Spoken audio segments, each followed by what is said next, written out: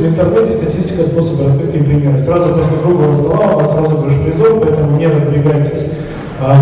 Круглый стол будет посвящен вот всему тому, о чем мы пытались тоже сегодня неоднократно говорить. Поведение в интернете, безопасность, безопасный контент и как в том числе сделать свои покупки в интернете более безопасными и для собственного кошелька в том числе. Итак, давайте позовем сюда за круглый стол наших экспертов. Они уже все подошли. Сергей Макаров, представитель Следственного управления Следственного комитета Российской Федерации по Удмуртской Республике. Сергей, вот это вы, да? Да, прекрасно. Проходите. Петр Басков, менеджер по безопасности компании Теле2, подполковник ФСБ в отставке. И третий специалист Александр Воробьевич, Центр социальных и образовательных инициатив.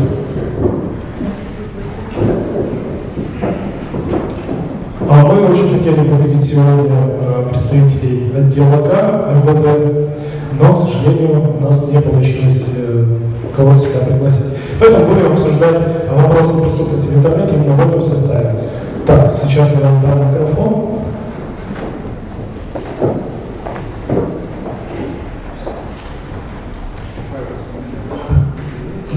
Ну да, хорошо, с этим было связано. Ну, я думаю, что это нехорошо наличие представителей защитного софта. Ну, давайте так. У меня есть 3 вопроса. Мы эти 3 вопроса в первом раунде сейчас пройдем, и потом я думаю, что будет ответить вопрос из зала, там мы затрагивать в рамках подготовленных вопросов очень интересные темы. Итак, первый вопрос. Как вообще выглядит криминальная ситуация в регионе в области информационных технологий? Насколько мы отличаемся по преступлениям в области высоких технологий от других регионов и вообще по стране в целом? Как выглядит? Ну, кто начнет? Ну, Сергей, давайте попробуйте вы. Вот так, микрофон. Ну, во-первых, не держите так близко микрофон к источнику звука, потому что вас очень плохо слышно, поэтому, что вы сказали, я лично не понял. Это так, не в качестве укора, я все-таки догадался. То есть, говорить о статистике я, к сожалению, не могу, потому что я не знал о таком коварном вашем вопросе, но буквально 2 слова. То есть мы расследуем преступления, если касаемо высоких технологий. То есть я назову 4 статьи. Вообще я назвал 2 вида преступлений, которые связаны вообще с компьютером. Это 138, это нарушение переписки, тайной переписки, 146 вам общеизвестная, авторские смежные права, 242 это порнография, распространение изобретений, 272 это, соответственно, доступ к компьютерной информации неправомерной и распространение и так далее. То есть я полагаю, что вот эти 4 статьи, которые мы расследуем, и уголовные дела, имеется в виду, по этим статьям мы расследуем и доводим до суда, они вам общеизвестны, я думаю, и здесь можно привести 1-2 примера. И вторая часть, ну, второй, вернее, вид, я не знаю, там, тип преступлений, это особо тяжкие, связанные именно с компьютером. Это убийство, самоубийство, то есть у меня есть тоже пару примеров, я подготовился.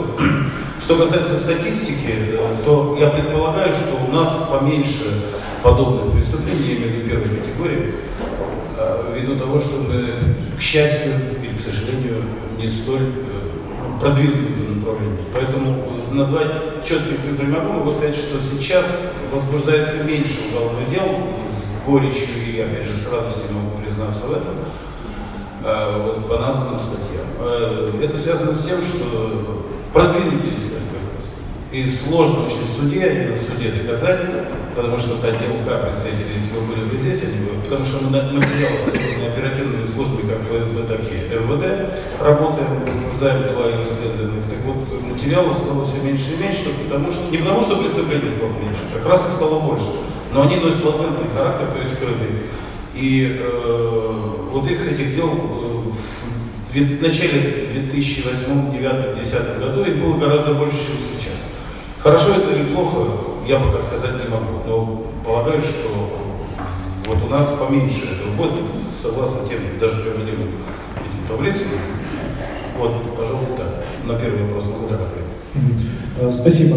Далее, Петр Пастор. Если с такими статистическими цифрами я, конечно, тоже не располагаю, но по общим ощущениям, как выглядит наш регион на фоне других регионов? Я специально что не понимаю. Если речь идет о мошеннических СМС-рассылках, то здесь мы выглядим лучше, чем в среднем Россия, потому что жертвы этих СМС-рассылок на территории Удмуртской республики, они бывают, не так много, но бывают.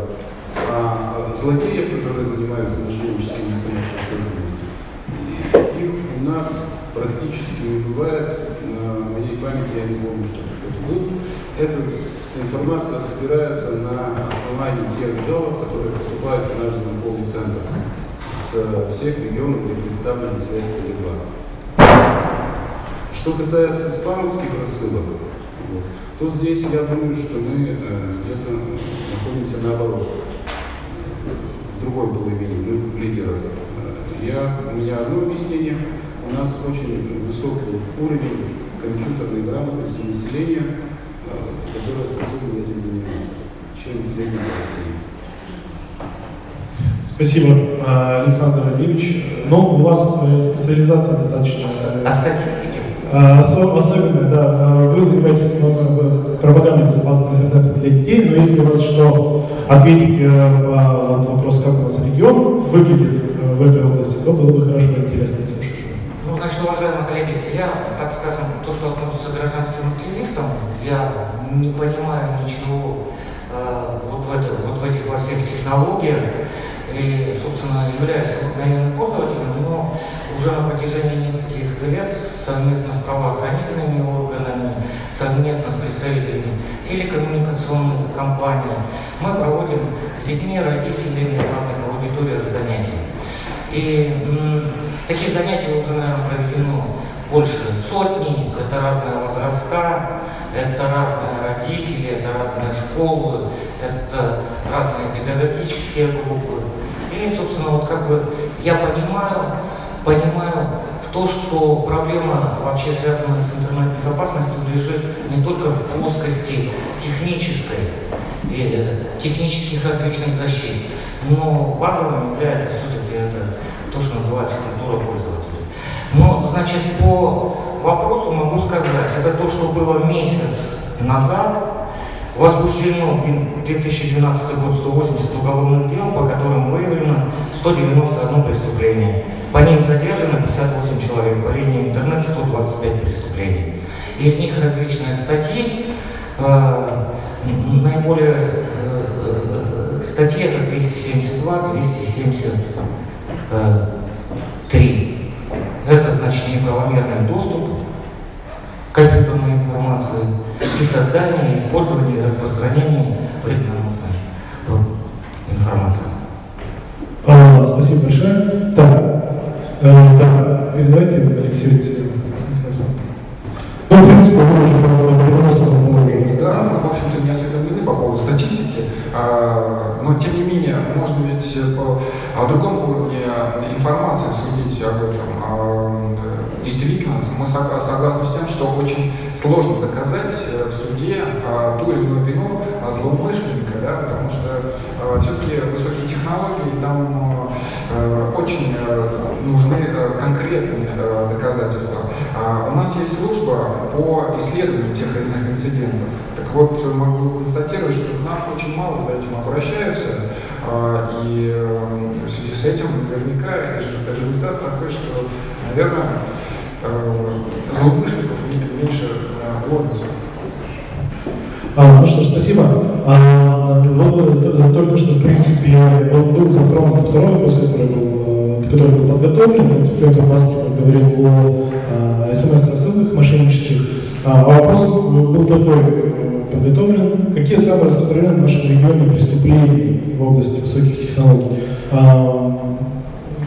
Ну, я понимаю, про СМС-рассылки мошеннические мы уже начали говорить, может быть, тогда мы продолжим про них говорить подробнее. у нас как вот раскрываемость в этом направлении? Несут ли неотвратимое наказание мошенники, которые рассылают смс-ки пожилым людям? Да. Ну, про мошеннические смс-рассылки это вопрос, конечно, ко мне. Приготовились.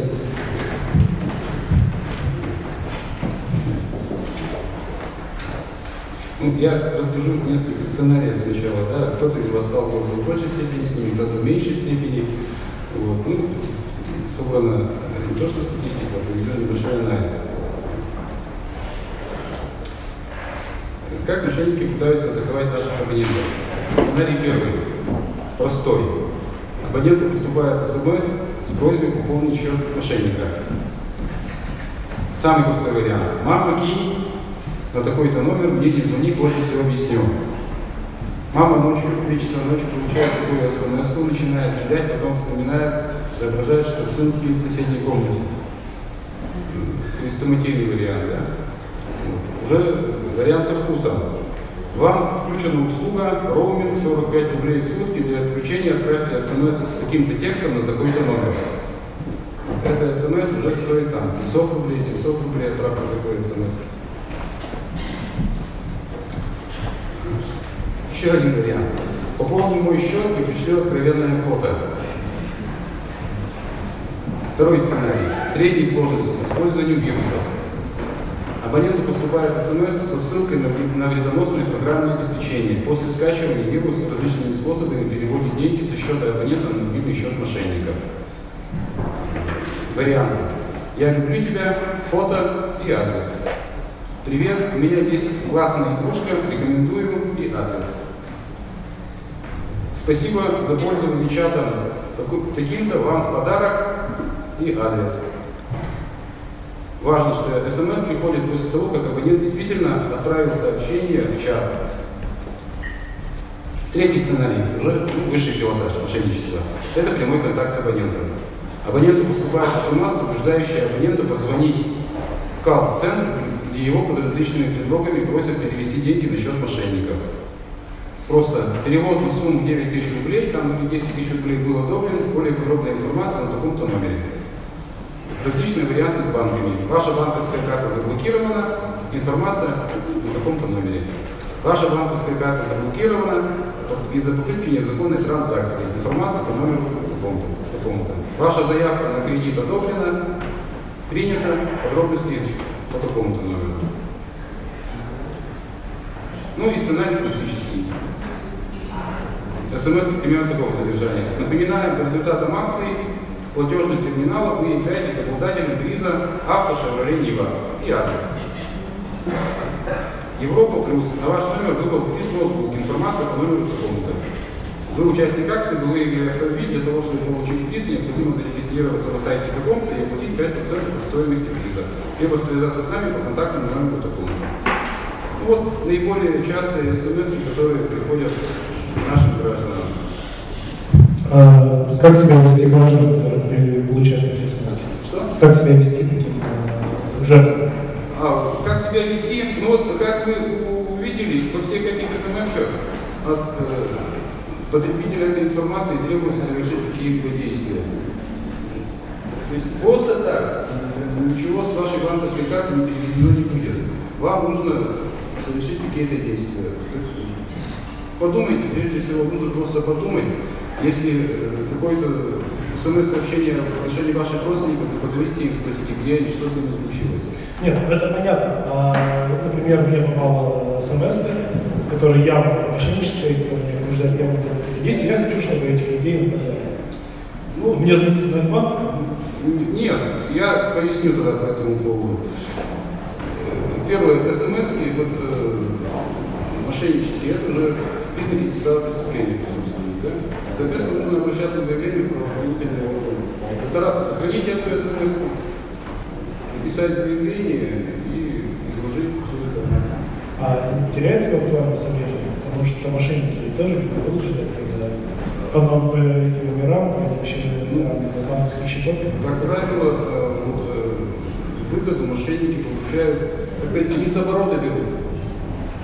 Покушение на преступление в данном случае, то есть пока, как говорится, вас не убили, когда убьют, когда приходите. В данном случае это покушение на преступление, то есть здесь 1/3 наказания, возможно, то есть мошенничество расследуется милиция, но я вам скажу, что вот каждый день сводки смотрю, к счастью, опять же, ну вот летом, вот таких, как называется, это разводы, причем разводы пенсионеров, и на довольно приличная сумма, от 30 до 150 рублей, уж у нас такие богатые пенсионеры в республике.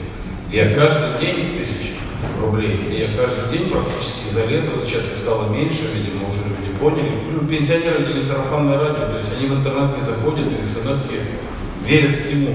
Но они воспитывались в стране, которой мы присягали, на большинство. Вот. И до сих пор остались южные присяги. Был вал преступлений таких на территории Удмуртии, причем суммы солидные.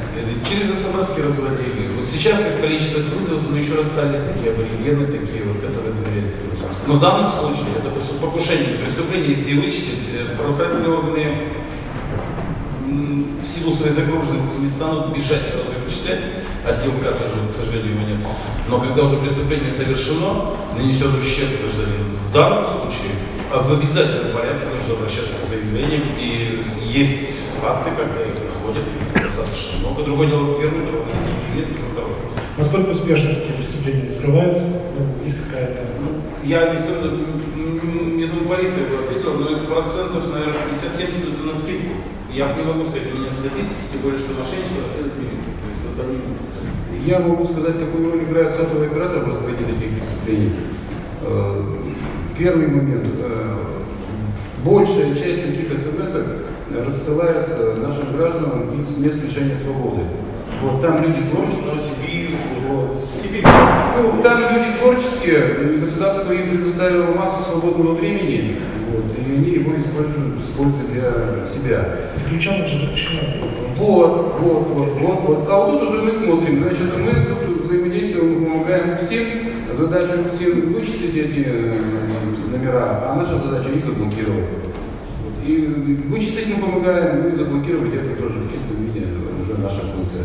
Второй момент. Если такие смс-ки массово расходятся с одного номера, то, значит, все равно среднестатистические показатели рассылки смс-номера они тоже превышают. Я не буду всех технических тонкостей здесь рассказывать, но мы тут тоже помогаем вычислить. Конкретные примеры у меня на столу по Кировской области, где несколько уголовных дел отделом К было возбуждено с нашей помощью. Тот вклад, который вносят сотовые операторы, я знаю, что у всех сотовых операторов примерно в этом вопросе нет. Ну, хорошо, с смс-ками более-менее все понятно, потом будет время зала задавать вопросы, если есть что-то еще. Давайте перейдем к мошенничеству в интернете.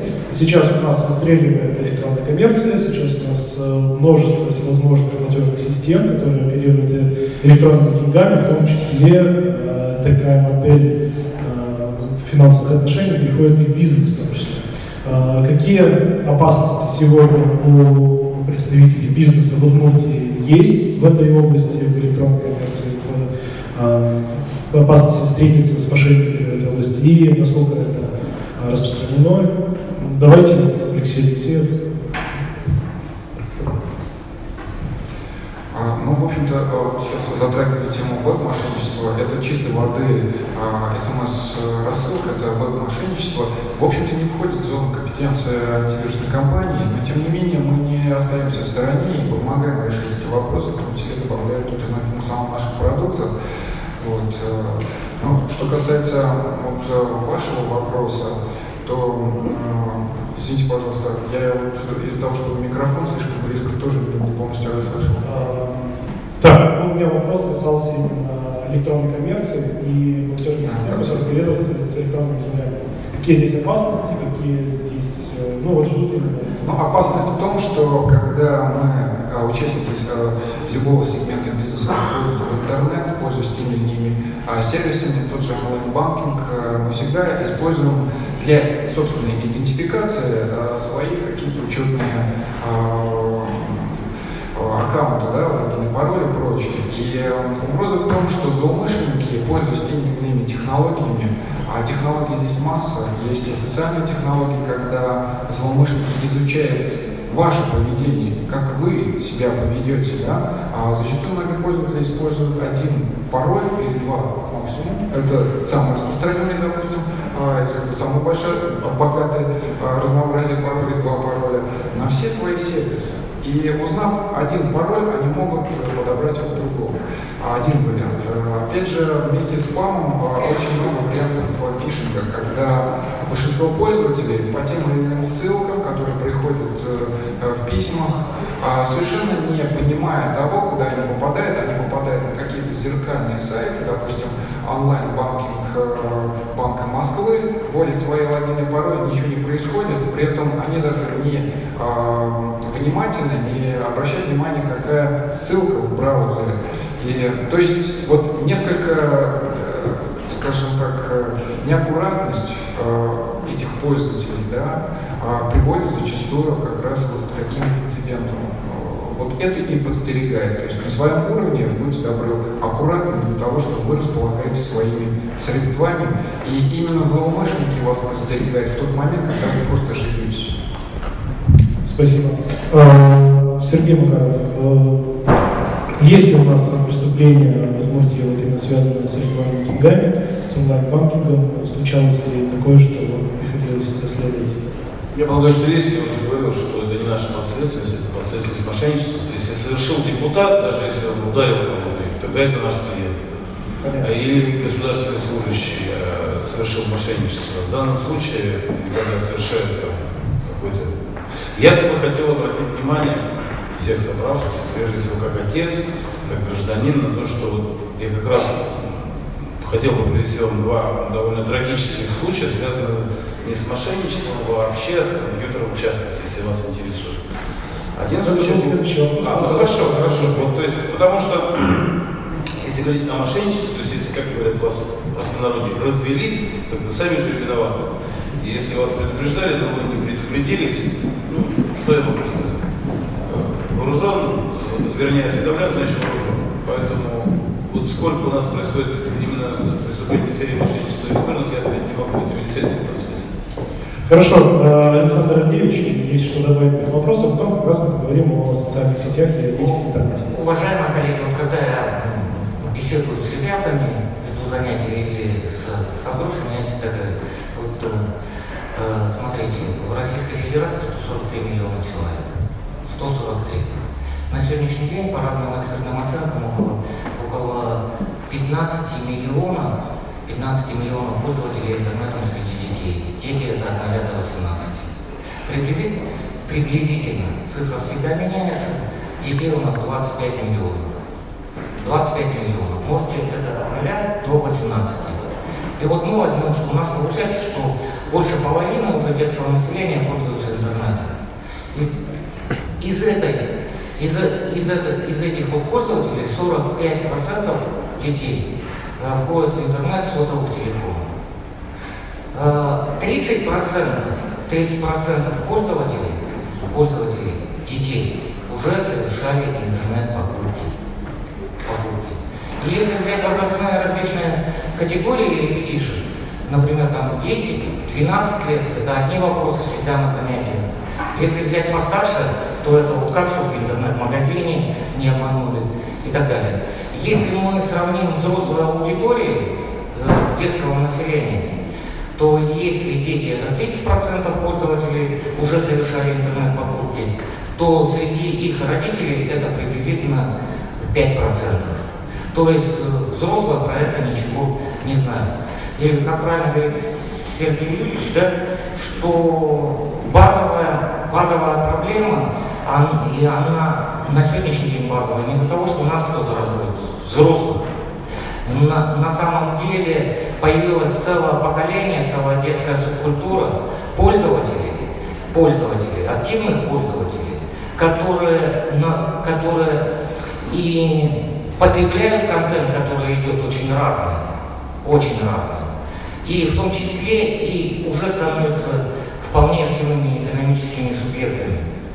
И, в общем-то, с этой точки зрения мы должны немножко образовываться сами для того, чтобы вот эта детская субкультура, она действительно была культурной. Так как от этого зависит, будет процветать мошенничество и разводы или не будут процветать мошенничество, будут навязываться ценности или не будут их навязываться и формироваться в образ жизни и так далее. Но вот по экономическому мошенничеству, да, 30% детей, пользователей интернета, уже являются экономическими субъектами и совершают покупки, имея не очень большой социальный опыт. И можно предположить, нет такой статистики, что многих из них будут разводить. Понятно. Ну что ж, вот как раз давайте перейдем. Можно я тоже немножко этот вопрос, да? Поскольку речь шла об электронной банковской сфере, то в принципе у каждого сотового оператора с какой-то долей соответствия создана своя электронная банковская сфера, потому что тоже каждый абонент может положить деньги на счет, может перевести деньги, может пополнить счет, может снять деньги. И с определенной периодичностью появляются факты, которые, когда граждане пытаются использовать нашу систему движения денежных средств как банковскую. Тут позиция Теле2 однозначна. Как только мы такие попытки выявляем, мы тут же пресекаем обслуживание этого клиента, мы ему объясняем, что извините, мы не банковская система, у нас есть в стране финансовая разведка, которая контролирует все такого рода проводки операций.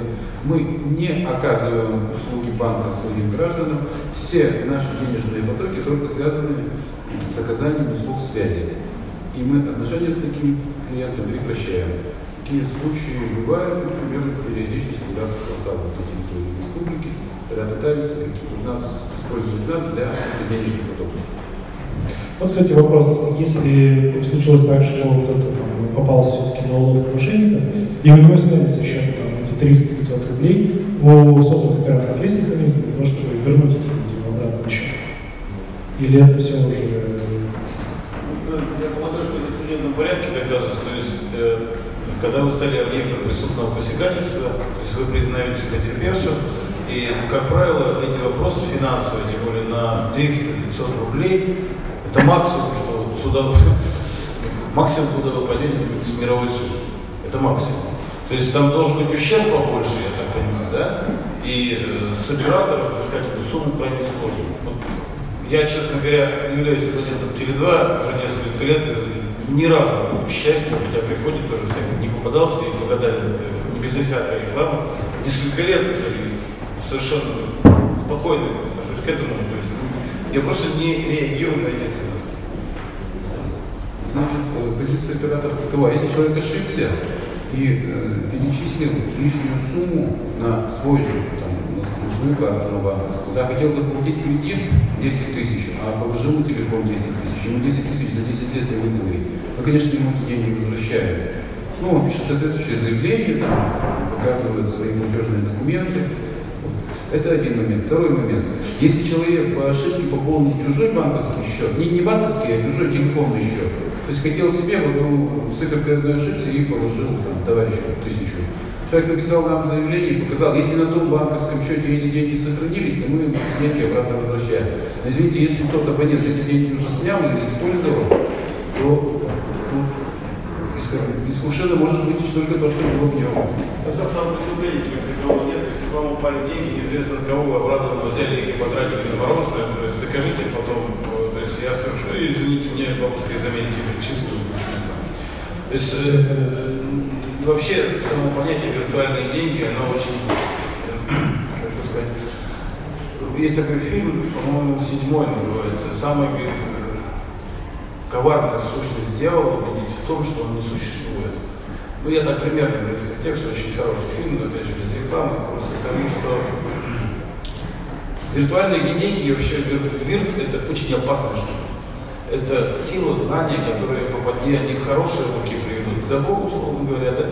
А если они попадут в коварные и не очень чистоплотные, то они, соответственно, закончатся для людей порядочных не совсем хорошо.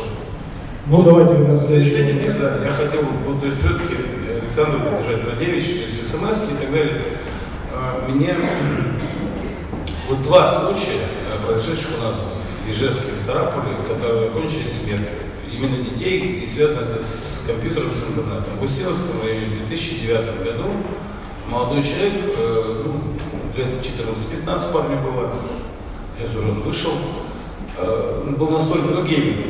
То есть по девицам не гулял, не пил, не курил, при этом учиться нигде не желал. То есть, в принципе, его ждал военкомат, конечно, но парень был настолько поглощен, что вот родители на 9 мая, это было какого-то 8-9 года, решили избавить его от компьютера и просто-запросто отняли весь аппарат, закрыли спальню, уехали на дачу.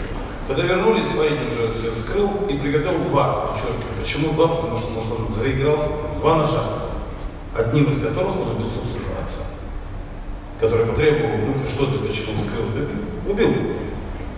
Сел, правда, сел ненадолго, поскольку все-таки несовершеннолетний. Второй случай произошел в Сараполе, примерно такой же, когда мальчик воспитывался без отца и угрожал матери, то есть требовал дорогую игрушку или там что-то, одежду, и всякий раз демонстрировал ее в качестве, скажем, демонстрации суицида. И был демонстративный суицид. И надо ему стало интернет. А поскольку у них не было телефона, то были проблемы с модемом, тогда чисто технически мастер он просил отца, разводы они были.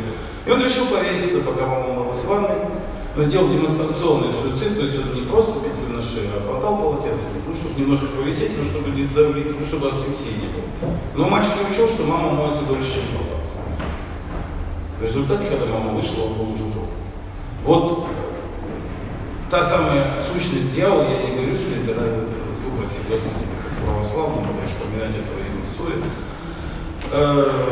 заключается в том, что наши дети не готовы, не защищены морально, духовно, это от нас прежде всего зависит. Они не готовы к злу, которое несет интернет, к опасности, они сидят дома. У меня младшая дочь, 11 лет, она может не пойти в школу. Выяснил недавно и был крайне возмущен от того, что я ей просто купил ноутбук. Новый. И она не пошла в школу, обманула. То есть человек готов сидеть вот полностью в интернете и самое страшное, что отказывается от живого общения, которое у нас сейчас происходит, подменяя его чатами, форумами и так далее. Это плохо. Я считаю, что это очень плохо. Давайте как раз следующий вопрос. Вообще, вот то, что вы привели случай, мне кажется, все-таки там технологии достаточно косвенно замешаны. Это прежде всего, наверное, проблема для родителей. А какие опасности сегодня детям несут, про экономические преступления мы говорили, теперь давайте поговорим о том, какие опасности несут социальные сети, интернет детям и людям, помимо того, что они могут потерять деньги. Вред для здоровья, вред для жизни, опасность. Я думаю, что Александр Андреевич прекрасно более специализирован. Вот на самом деле, уже мало кто знает, кстати, первый день, есть такой Международный день безопасного интернета, и первый такой вот день в Ижевске несколько лет назад как раз мы приглашали, Сергея Юрьевича. Да, вот уже на протяжении нескольких лет, в феврале месяце мы поддерживаем эту традицию, это февраль месяц, бывают разные дни, не обязательно какой-то он стабильный, но вот это февраль месяц, и в 40 странах мира непосредственно этот день как-то отмечают, выходят и рассказывают детям о безопасности. Вот в этом году девиз этого дня был «Откроем мир интернета безопасно и вместе». Если до этого было акцентировано внимание о том, что интернет это не игра, это тоже реальность, где свои есть правила, риски, угрозы, то сейчас взрослые понимают, что вместе с ребенком только можно сделать интернет безопасным. Кто может ребенка научить, например, чтобы не указывать свои персональные данные в социальных сетях? А получается так, что в социальных сетях 88%, кто находится из ребятишек, это разные социальные сети, как правило, это ВКонтакте, 88% указывают свои персональные данные, 25 номера мобильных телефонов.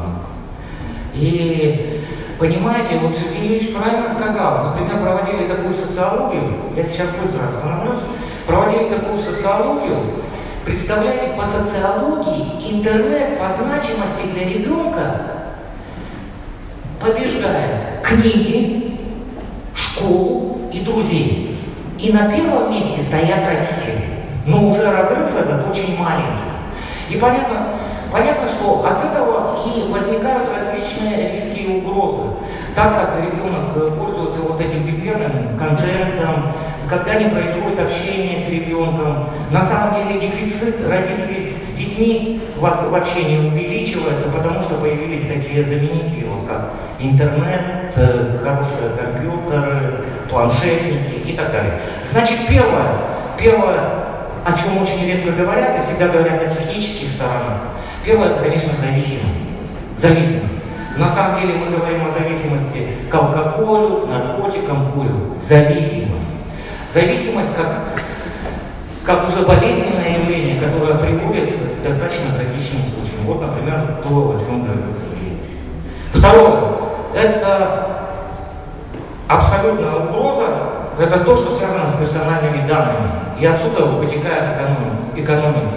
Правильно, персональные данные оставляем в социальных сетях, не пользуемся лицензионным программным обеспечением, не защищаем свой компьютер, храним пароли и так далее, и всякую информацию, что, безусловно, становится наживкой для мошенников, неграмотных пользователей. Следующее. Кибербуллинг. Да, очень распространен в Европе. Пока мало у нас про это говорят. Киберпреследование. На самом деле многие из нас, кто находится в социальных сетях, так или иначе уже подвергались этому преследованию. Если раньше в классе ребята потравливали друг друга в открытую, да, присваивали клички и так далее, то сейчас современные средства коммуникации позволяют это делать, не понимая, кто тебя преследует каждый день. В европейских странах это является очень большой проблемой. Пока, скажем, у нас на это не уделяют внимания, это уже есть. Многие из ребятишек были подвержены этому. Следующее вовлечение, то, что связано с педофилией. У девочек, спрашивал, старшего возраста, у подростков есть интересное такое свойство, это где-то приблизительно класс 10-9, они начинают выкладывать фотографии в сети, они себе приписывают того, чего еще нет. То есть они выкладывают как бы взрослые фотографии, они говорят о том, что я студент такого-то вуза, они выкладывают свой телефон. И девчонки жалуются, что очень многим уже звонили, и есть такая социология, и в этом нужно видеть опасность в выкладывании своих персональных данных, что ты всегда можешь стать наживкой, а в силу отсутствия социального опыта очень печальной наживкой. Таких примеров могу рассказать много. И следующее это то, что, кстати, по педофилам. По экспертным оценкам педофилы в мире объединяются в сети. И по экспертным оценкам около 100 тысяч активных педофилов, которые каждый день работают и совращают наших детей. Ну и последняя угроза, о которой нужно говорить, она тоже очень важная. Много о нравственности, о духовности говорим в последнее время, но на самом деле, так как появилась детская субкультура, выросшая, одна субкультура, которая уже стала постарше, она выросла на клинском пиве, а другая, пока мы взрослые этим не занимались, она выросла на интернете. Вот эти 15 миллионов, пока мы взрослые не понимали и не занимались безопасностью. Это же, конечно, то, что связано с пропагандой. Это пропаганда образа жизни, наркотиков, экстремизма, определенных форм поведения и так далее. И это тоже является определенной угрозой. Кстати, сегодня 20 ноября, Международный день ребенка. 20 ноября 1989 года была принята Конвенция о правах ребенка, которая ратифицирована Российской Федерацией. В статье 17 этой конвенции написано, что государство принимает все возможные меры по тому, чтобы защитить детей от негативной информации, которая влияет на их психическое и физическое здоровье. В этом смысле государство идет в определенном направлении. Но, как говорят эксперты всех стран мира, проблему интернет-безопасности в отношении детей не решить только силами государства или только силами общественности. Из-за этого здесь требуется совершенно выработка других подходов, других механизмов коммуникационных компаний, государственных органов и общественных организаций, которые занимаются интернет-безопасностью. Так, у нас есть немного времени для вопросов из зала. Вопросы есть. Отлично.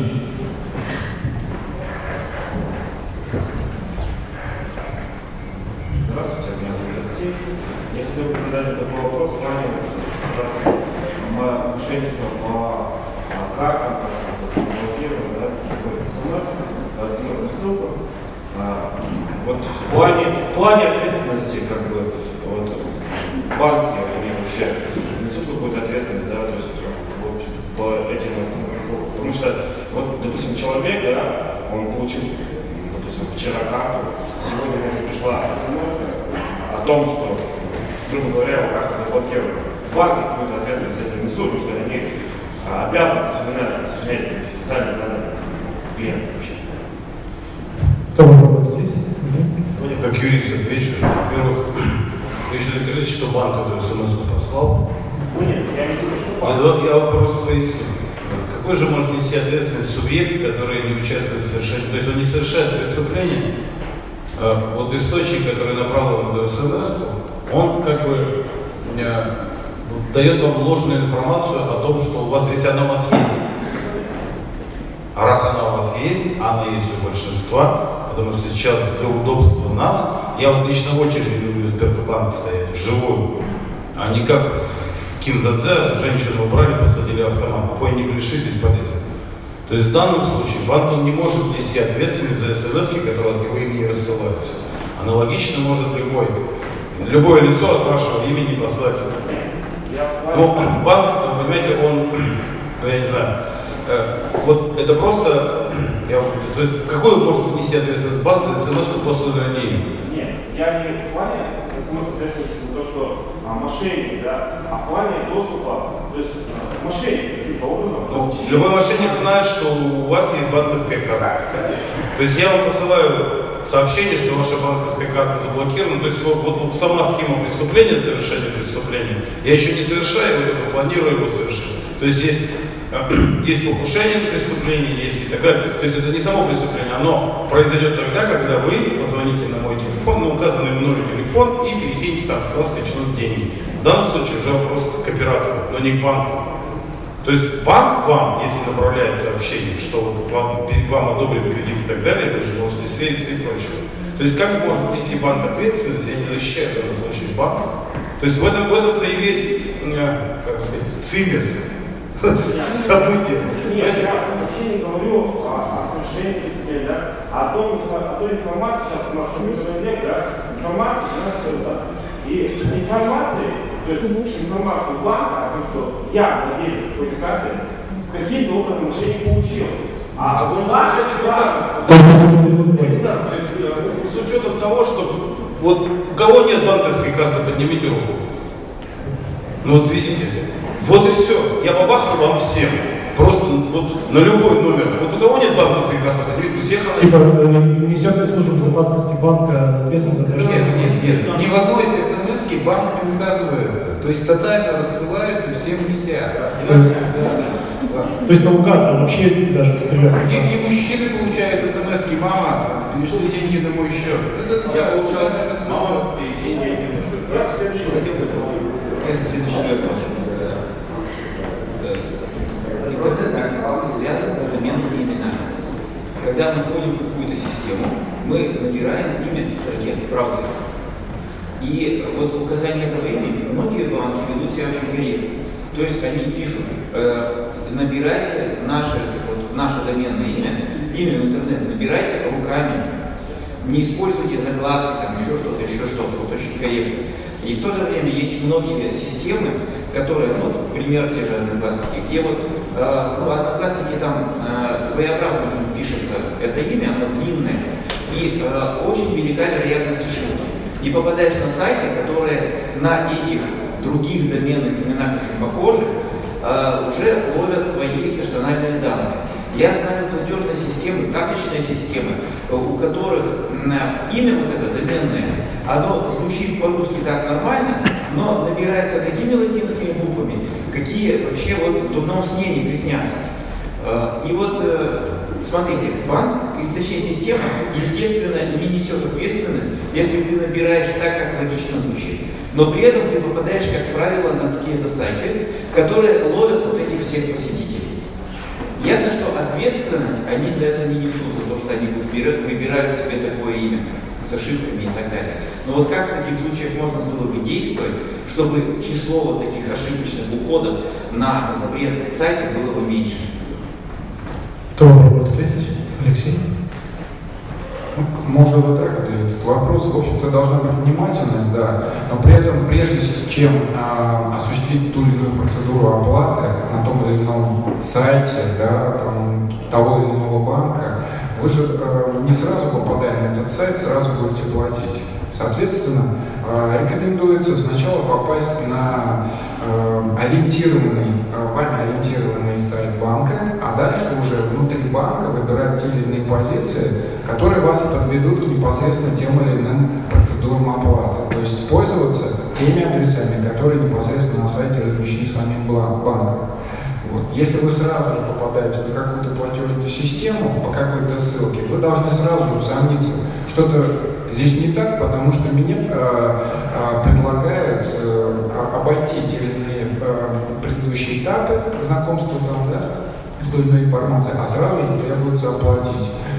Поэтому все-таки ваша внимательность прежде всего, ну и использовать те инструменты, которые разрабатывают те или иные производители, в частности в наших продуктах есть инструменты, предназначенные как раз для онлайн-банкинга. Когда у вас есть недоверие к сайту, куда вы попадаете, есть недоверие к соединению, и вот есть недоверие к управлению теми девайсами, которыми вы пользуетесь, например, клавиатура. Ведь очень много троянов, которые разрабатываются в контексте кейлогеров, которые считывают логин и пароли буквально по нажатию. Поэтому есть продукты, в частности, у нас, которые позволяют виртуальной клавиатуре, например, либо вот сейчас в новом продукте, который позволяет контроль управления клавиатурой перехватить антивирусом Касперского. И тогда ваши данные, которые вы будете выводить, они будут более достоверными и безопасными. И хотелось бы добавить в общем тренде, мы так или иначе касаемся вопросов следствия, а не причин. У всех угроз есть человеческое лицо, человеческие руки, человеческие ноги. Нужно выявлять этих лиц, злоумышленников, и просто преследовать их. Зачастую мы имеем дело просто со злоумышленниками. И именно вот здесь нужно сконцентрироваться. Но есть момент, что интернет это понятие, которое объемлет весь земной шар. Образно говоря, нашими пользователями могут надругаться злоумышленники, которые не проживают в Российской Федерации. Они могут проживать и в других странах. А вот как предъявить к этим гражданам те или иные требования по тем или иным процессуальным, как сказать, делам? Вот это вот здесь должна быть аккуратность ваша. Когда вы вышли в интернет, будьте добры, задумайтесь о собственной безопасности. Ну что, есть еще возможность задать вопрос? Ну давайте последний вопрос из зала.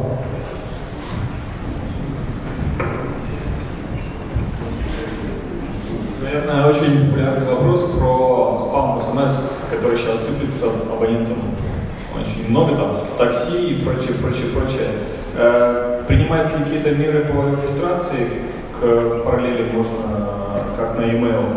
И какие методы защиты и реакции на него у простого пользователя? Прежде чем ответить на вопрос, я проведу простую аналогию. Да? Сидящий рядом специалист подтвердит, что самое большое количество убийств в мире совершается обыкновенным кухонным ножом. Ну вот. Почему-то правоохранители не преследуют продавцов кухонных ножей за это, да? Мы являемся продавцами СИМа. Вы симку продали, вы и пользуетесь. Это один момент. Второй момент. Речь пошла о спаме. Я, вот как представитель компании Теле2, со всей ответственностью вам скажу, потому что часто предъявляются претензии. Вы продали абонентскую базу, ушли наши персональные данные, вы осуществляете спам-рассылки. Мы ничего этого не делаем. Наша абонентская база спрятана далеко и таким образом, что ни один наш сотрудник имеет доступ только в части его касающейся и только конкретно к персональному человеку, который ему нужен для предоставления ему услуг связи. Базу никто из сотрудников даже скачать не может. Нет, конечно, не к самой компании, что у вас вина какая-то есть. Нет, сейчас я отвечаю уже немножко шире на ваш вопрос. Далее, но спам, он одолел всех. Как делаются спам-рассылки? С сотового телефона они делаются крайне редко, потому что это самый примитивный метод, и он достаточно просто выявляется. Номерную емкость у каждого сотового оператора можно очень легко найти в интернете. Номера емкости выделяются государством, закрепляются за каждым сотовым оператором, за каждым регионом. Это не секрет. Найти номерную емкость и через интернет, как правило, делаются спам-рассылки. Самый простой алгоритм — это направлять каждый номер там +1, +1, +1. Далее идут более сложные алгоритмы, там +5, +10, +8, +7, да, чтобы уже так глаза не бросалось. По какому-то неконтролируемому коду, там произвольный набор. Спам-рассылки эти производятся. Через интернет, через контент-провайдеры. То есть мы со спамерами никаких договоров не заключаем, мы такую услугу спамерам не оказываем, одних денег за это не получаем. То есть это наша вещь, как оператора, и мы тоже стремимся с этим бороться. Что я предлагаю получателям таких смс-рассылок? Писать жалобы, заявления в ФАС. Федеральную антимонопольную службу, потому что это нарушение закона о рекламе. Просто бороться с массовыми рассылками. Вот идет массовая рассылка, мы не можем, потому что мы не знаем, законна она или незаконна. Сейчас многие торговые сети, вы приобретаете дисконтную карту, вы заполняете анкету. Там вы ставите галочку «Я согласен на получение рекламной информации». Вы заключаете договор с банком, вы получаете кредит, вы там ставите галочку «Я согласен на распространение рекламной информации». Эти смс-рассылки, они точно такие же массовые, но они полностью соответствуют закону о рекламе. Не прочитав смс-сообщение, даже не прочитав смс-сообщение, сотовый оператор не может сделать вывода, законное оно или незаконное. Я ответил на ваш вопрос? Просто, допустим, e-mail как-то решила, что есть уже какие-то определенные сертифицированные компании, там, банки или рассылочные сервера, которые содержатся в базе у, допустим, там, у Яндекса или у Mail, и их фильтр их уже пропускает. А есть, которые новые появились там с новым названием, их уже фильтр или по каким-то ключевым словам не пускает. То есть тут вопрос фильтрации. Нет, фильтрации чего? Вот вы говорите такси, да? Да. СМС-ки со словом такси не пропускать? Нет, отслеживать, допустим, с каких имен или номеров оно просылается. Если поступило, допустим, у вас какая-то была форма, что поступило определенное количество жалоб на этот номер или на это имя, уже его блокировать рассылку. Хотя бы форму такую создать для жалоб. Я не очень понял ваш вопрос. Можно я объясню? У меня такая же идея, что, например, у вас на сайте Теле2 была бы такая свободная форма, где мы как пользователи могли писать те номера, откуда идет вам, например, да, короткие номера, а вы уже принимаете в свою очередь какие-то действия, и мы с вами вместе в сотрудничестве исключаем эти номера. 611 номер звонкового центра, вы туда звоните, оставляете там свое сообщение, оператор проверяет и блокирует. Эта практика у нас ведется с мая месяца этого года, и блокировки идут ежедневно. Там, по-моему, десятками, если не сотнями исчисляется. Вот я вам приводил статистику в самом первом своем слове. Вот то, что я вам говорил, это как раз на основании звонков абонентов. Это все действует, это все работает. Хотел бы еще упомянуть другое учреждение, Роскомнадзор, которое преследует инциденты по нарушению прав что, скажем, относительно нарушения распространения, согласованного распространения персональных данных, федеральный закон 152. Соответственно, в таких случаях вы можете пожаловаться непосредственно туда. Например, побывав в той или иной поликлинике, или, может быть, я не знаю, в автосервисе, вы оставили свои персональные данные только исключительно из соображений получения услуг конкретных в этом учреждении. Но это учреждение потом еще у вас помогается всевозможным рассылкой. Так вот, насколько вы продолжаете терпеть эту рассылку и не жалуетесь туда, настолько дольше они будут заниматься СМС-рассылкой. Вообще-то, если говорить о законе о защите персональных данных, смотрите, вот когда вы вызываете такси с сотового телефона, я, например, всегда представляюсь, не своей фамилией. Потому что бывали случаи, когда у меня есть один знакомый, не буду называть его фамилию, у него довольно редкая, но известная. И когда по рации передается, то есть, соответственно, вся информация по этой фамилии, база данных, ББД, пенсионная база данных, это и в Козьем парке и так далее, которая продавалась совершенно свободно. То есть вы могли купить этот диск и пробить практически любого человека, который владеет налоги и прочее. То есть там все сведения есть. Не называйте свои фамилии, не давайте своих персональных данных об автосервисе. Указывайте какой-то там от булды совершенно. А от этого вам качество услуг и вообще саму услугу не значит, что не окажут. То есть мы сами отчасти доверяем людям, которым, может быть, не стоит доверять, сообщая свои домашние адресы и так далее, и так далее, и так далее. Дальше уже последствия вам известно. Либо запросить уведомление о неразглашении ваших персональных данных. Они вам должны в письменном виде предоставить, или вы должны расписаться. Если вдруг вы согласны с этим, вы должны в этом учреждении расписаться, что вы согласны с распространением персональных данных. Если вы не расписались, они не имеют права нарушать ваши права. Но и чтобы усугубить паранойю ситуации, знаете, что если вы чекинетесь в каком-нибудь баре в Москве, это может быть руководством для наушника, что у вас нет дома. Ну что ж, я думаю, что на этом мы закончим наш круглый стол. Сейчас мы перейдем к вручению подарков от компании Пиков Разрушев, а я представлю еще раз, напомню, кто у нас участвовал. Это Алексей Алексеев, компания лаборатории Касперского, Сергей Макаров, Следственное управление Следственного комитета Российской Федерации по Удмуртской Республике, Петр Бастриков, менеджер по безопасности Теле2 Удмуртия, подполковник ФСБ в отставке, и Александр Радевич, Центр социальных и образовательных инициатив. Спасибо большое участникам, спасибо за ваши вопросы, я передаю Григорию микрофон.